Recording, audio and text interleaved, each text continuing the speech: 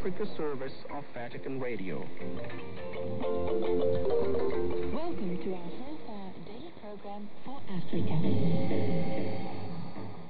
In this edition today, our bulletin of church news, that will be followed by Panorama, and then our Age of Justice and Peace. Today we shall close with our sports roundup. My name is Kanyanta Godfrey Kampamba. The church on August 27th celebrates the feast of St. Monica, who is also known as Monica of Hippo. She was the mother of St. Augustine of Hippo. She is remembered and honored in the Catholic and Orthodox churches for her outstanding Christian virtues, particularly the suffering caused by the dishonesty of her husband, and her prayer life dedicated to the reformation of her son Augustine, who wrote extensively of her pious acts and life with her in his confessions. In the Christian world, St. Monica is also remembered for weeping every night for her son Augustine. Writing in his Twitter message on the feast of St. Monica, Pope Francis said that the light of God enlightens those who welcome it. Pope Francis has invited the youth of Paraguay to bring the gospel to the poorest. This appeal of the Holy Father was contained in the greetings message that is sent to the young people of Paraguay at the conclusion of a 3-year national initiative dedicated to them. Devin Watkins has this report. Organized by the country's Catholic Bishops' Conference, the triennial ended with a forum held over the weekend in the capital Asunción, which was attended by some 600 young people. In his message to participants, Pope Francis reflected on the theme Youth, Faith, and Vocational Discernment. As the fruit of this time of grace in which you have reflected on the centrality of faith, the Pope encouraged Paraguay's young people to embrace Jesus Christ, who, he said, has called you to be his friends, so that you may remain in him and bear much fruit. The Holy Father also urged young people to listen to the Lord's voice. God, he said, sends them both as individuals and as a community to be witnesses to the good news of salvation amongst the poorest of their brothers and sisters. Pope Francis concluded his message inviting the young people of Paraguay to pray for him, and he entrusted them to the intercession of Mary under the auspices of Our Lady of Cacupe. The Pope's message was read out at the forum's closing Mass and was signed by Colonel Secretary of State Pietro Parolin.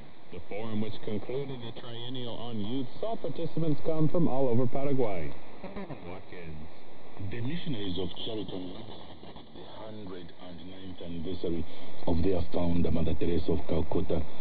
While the celebration was observed in all the 700 homes and communities the Mother Teresa sisters run throughout the world, the main focus was on the hundreds of missionaries of charity that gathered at their headquarters in the Indian city of Kolkata on Monday in order to commemorate the birthday of their founder.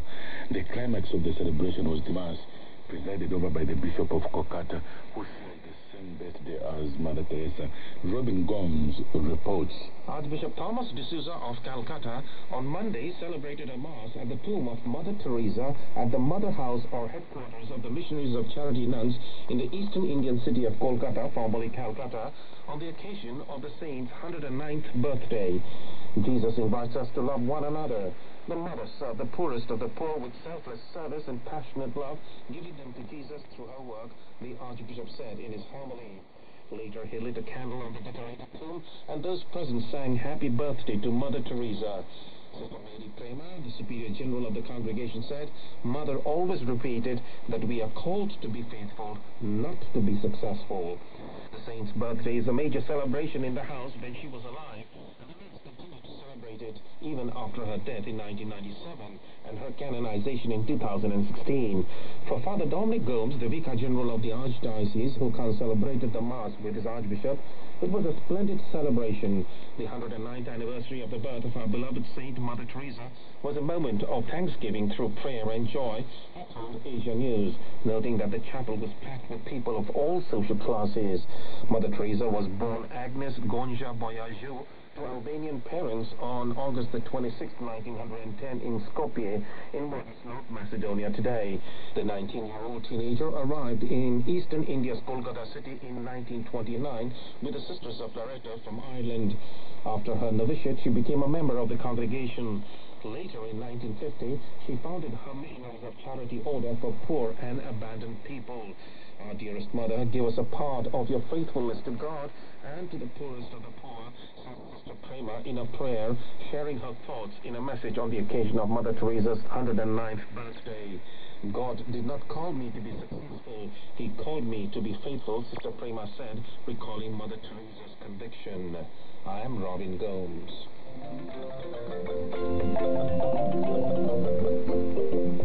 The Catholic bishops of Congo have welcomed the formation of a new coalition government following controversial December elections.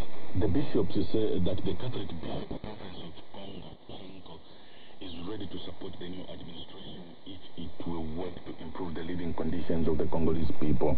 In a statement, the Bishops' Conference expressed the hope that the new government would serve the Congolese people. Lydia Oken tells us more. In a statement, the National Bishops' Conference of Congo, CANCO, expressed the hope that the new government would serve the Congolese people. Congo's Prime Minister Ilunga Ilunkamba announced a new coalition government on Monday.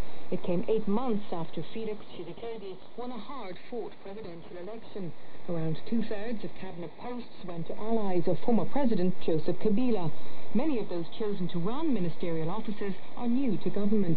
Of the 65 ministers nominated, 42 were from Kabila's coalition and 23 were from Tshisekedi's. Speaking on behalf of the Bishops' Conference, its General Secretary, Father Donatien Nashole, said the bishops of Kenko were committed to supporting the government if it will work to improve the living conditions of the Congolese people. He also expressed the hope that after such a long wait, the country would be compensated by the quality of the members in government. In their message published at the end of their 56th plenary assembly in June, the bishops noted that despite the election controversy, people talk about a real break with the old system of government.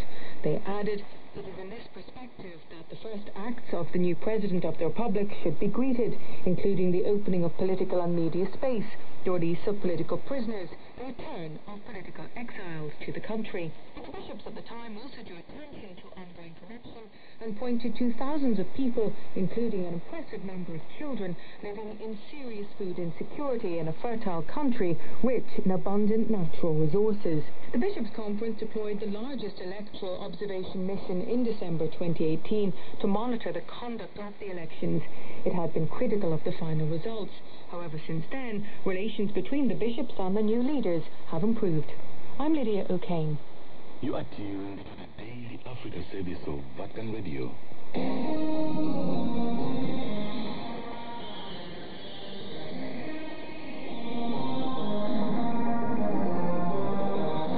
African News Panorama.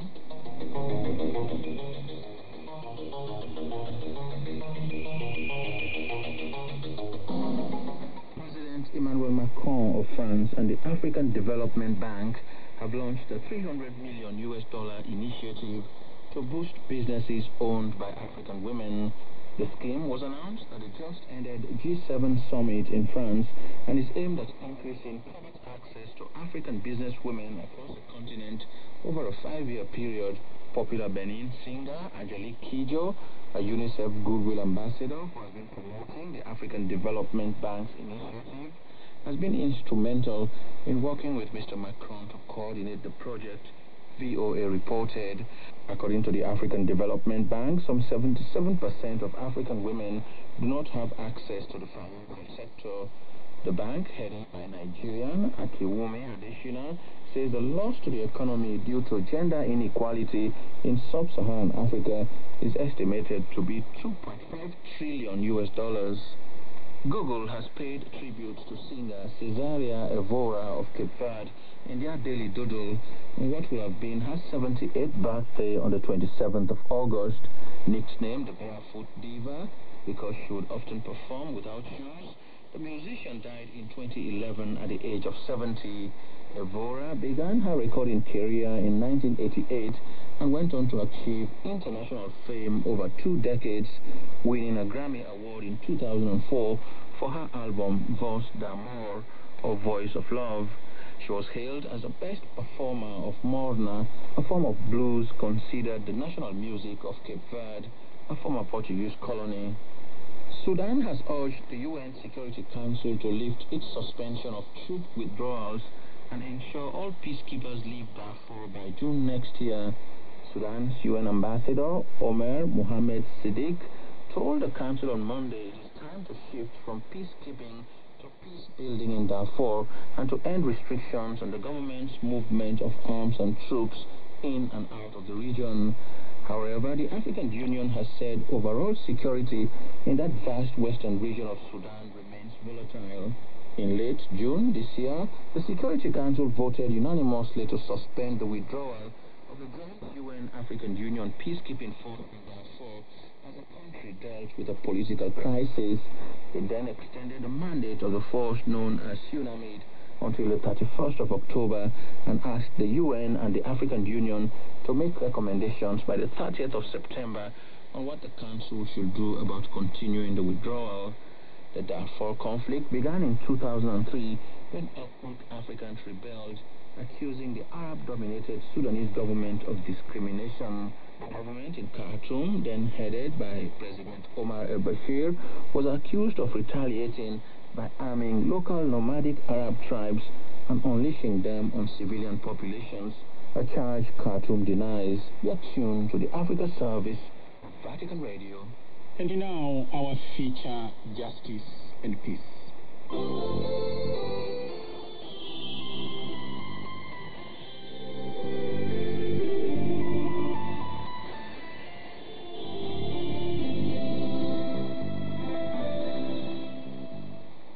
We continue with our series on the United Nations Decade of People of African Descent, which was declared by the UN in 2015. In this edition, we examine why white Argentines deny that they are Argentines of African descent in Argentina, and why the presence of Afro-Argentines has virtually disappeared from Argentina's records and consciousness. This white Argentine national says Argentines are people of Italian and Spanish descent. Black people are not, and there are no black people in Argentina.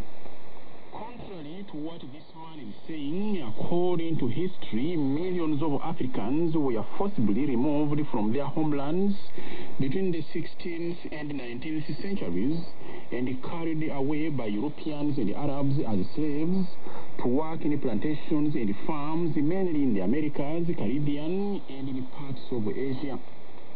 The first African slaves arrived in Argentina in the late 16th century in the region now called Rio de la Plata, which includes the capital Buenos Aires. They were brought there by Spanish merchants and slave traders, and forced to work in farms and as domestic servants. By the late 18th and early 19th centuries, Africans had become so numerous that they were about half of the population in some provinces.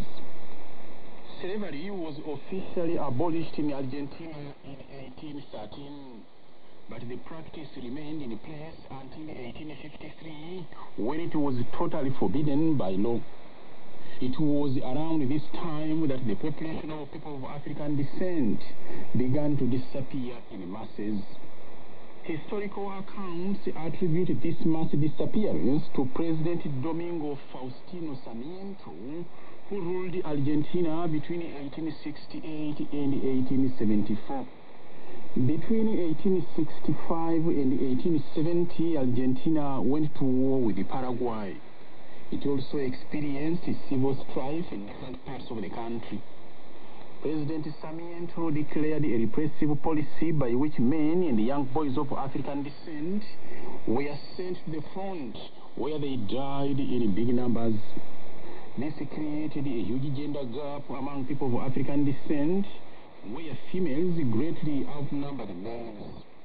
This led many black women either to marry white Argentine men or to serve as their concubines. But the children they produced were not fully accepted by the rest of the Argentine community. Around the same time, an epidemic of yellow fever struck the country. President Sarmiento's government forced people of African descent to remain in poor neighborhoods where they were decimated by the epidemic, which reduced further their numbers. Sarmiento left behind diaries in which he expressed his hatred for the black people, whom he described as parasites, and gave reasons why their number in Argentina should be reduced. His policies intensified racial discrimination, which forced many people of African descent to flee to neighboring Brazil, where the black population was bigger and the society more hospitable. However, a few black people remained in Argentina. By the beginning of the 20th century, the number of people of African descent in Argentina had been reduced so much that the government did not even register them in the national census. That marked the beginning of their loss of identity because they were officially considered non-existent. Between 1880 and 1950, different Argentine governments attempted to eliminate them completely by encouraging large-scale immigration from Europe and the Near East. The policy was so successful that in the 1970s, more than 85% of the Argentines were migrants from Europe. Since then, the people of African descent are a hidden and forgotten part of the Argentine society. Norbert Chirillo is a lecturer at the Argentine State University of La Plata. Los grupos en el poder en Argentina y en otros países de América trataron de... Mr. Chirillo says groups in power in Argentina and the other Latin American countries tried to whiten their population in the 1880s to modernize their countries. They removed the indigenous population by killing them and whitening the black population by welcoming European immigrants. A través de la inmigración de europeos. Afro-Argentines said they are encouraged to identify themselves as whites because the state believes that having citizens of black ancestry is shameful. Argentina counted the people of African descent for the first time in 2010. The census said they were about 1 million. But despite that, they continued to be registered as whites. Many have said in interviews with the media that they feel ashamed of their African ancestry, and that is why they prefer to identify themselves as whites. School and the media are the major institutions that have reinforced and deepened this sense of shame. School textbooks, television, radio, and the newspapers in Argentina give negative, biased, and inaccurate information about the African continent and the black people, and emphasize the policy that Argentina has no nationals of African descent. Jessica Lamadrid is an Afro-Argentine woman living near the capital, Buenos Aires. Sí, te dicen que los argentinos son todos blancos o que venimos todos de Europa. ¿Y crees que eso es lo que vos... Jessica Lamadrid says the Afro-Argentines aspire to be white because that is what is emphasized by society. The most important thing, however, she says, is your roots. And our roots and the descendants of people of Africa are very strong.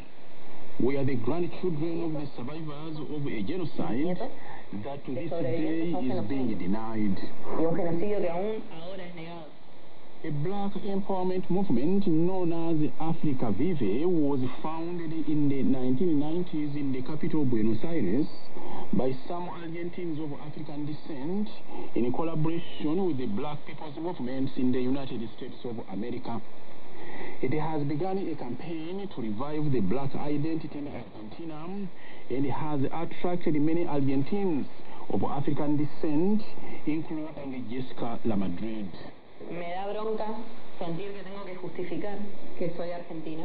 Jessica Lamadrid says Afro-Argentines have been written out of history and are mistaken for foreigners in their own country.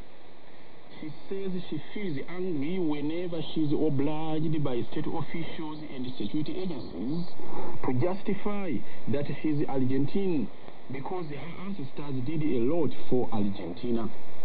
She adds that Argentines have always tried to be white Europeans, and that is why they think everything black is bad. Black is not bad, she says. I am black, she adds, and I am not bad. Soy negra y no soy mala. Racism is one of the big problems in Argentina. Black people and the indigenous populations are discriminated against in society and treated as non-citizens. Afro-Argentines in particular are always victims of prejudices which often influence state action against them. Le da una paliza de patadas y palos. Angeli Acosta is an Afro-Argentine. He says his brother was arrested and beaten to death by the Argentine police.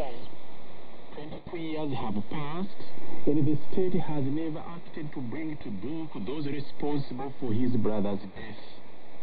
He notes that the killing of people of African descent did not stop with the death of his brother. It continues with impunity. Continúa.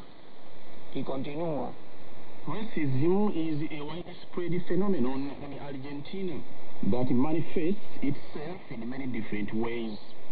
The state, under pressure from local and international human rights organizations, is trying to fight it, though not sufficiently. In 1995, for example, the government created the National Institute Against Discrimination, Xenophobia, and Racism to sensitize the public about the rights of every individual and the need for harmonious coexistence. And that was Justice and Peace for this week. This has been Johnny Baptist Tomosime. This is the Sports Roundup, and you are welcome to the program. Simba Soccer Club head coach Patrick Osens has labeled their Confederation of African Football Champions League early exit as a big disappointment to fans, team, players, and the whole technical bench. Simba failed to progress into the next level of the continent's biggest football event after posting a 1-1 draw against UD Songo from Mozambique at the National Stadium on Sunday. The draw was not enough to see them advance to the first round of the continental level competition. With these results, Tanzania will now fully depend on young Africans, Azam Football Club and Malindi, who managed to sail through in the Confederation of African Football Champions League and the Confederation of African Football Confederation Cup, respectively. Football World Governing Body FIFA has named the match officials for the 2022 World Cup qualifier first leg between Liberia and Sierra Leone in Monrovia.